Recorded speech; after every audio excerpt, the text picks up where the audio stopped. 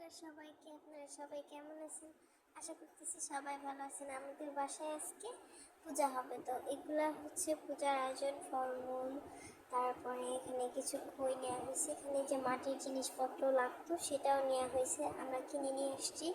তারপরে আনারস নেওয়া হয়েছে, এই যে এখানে নানা ধরনের ফল নেওয়া হয়েছে, নানা রকম গ্রীষ্মকালে যেরকম ফল পাওয়া যায় সেরকম ফল।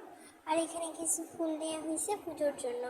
এখানে ঠাকুর মশাই পুজো করতেছে, আর মাঝখানে একটু ক্লিপ আমি নিতে ভুলে গেছি আর কি, নেওয়া হয় নাই। এই যে এখানে ফলমূল কাটা হয়েছে, ঠাকুরের প্রসাদ দেওয়া হয়েছে, পুজো হইতেছে। আর আমি তো আপনাদের বলতেই ভুলে গেছি, আমাদের বাসায় আজকে হইতেছে নারায়ণ পূজা। এখানে পূজার কিছু ক্লিপ নেওয়া হয়েছিল, আমি যেটা নিই না, এখানে আপনাদের ঘোষণাকে দেখাই দিয়েছি একটু ছোট্ট করে। আর এটা ওই বাড়ির পূজা হবে সেটার এই যে বলেছিলাম না বাড়ির পূজা হবে সেটার জন্য। আর এটা তো খোলা আকাশের নিচে করতে হয়, তো আমাদের বাসায় ছাদে করছি এই পূজাটা। আর এত বাতাস, এই দিন যে কি পরিমাণে বৃষ্টি হয়েছে, তো এখানে বাতাসের কারণে এটা সবসময় শুধু খুলে পড়ে যাইতেছিল আর কি।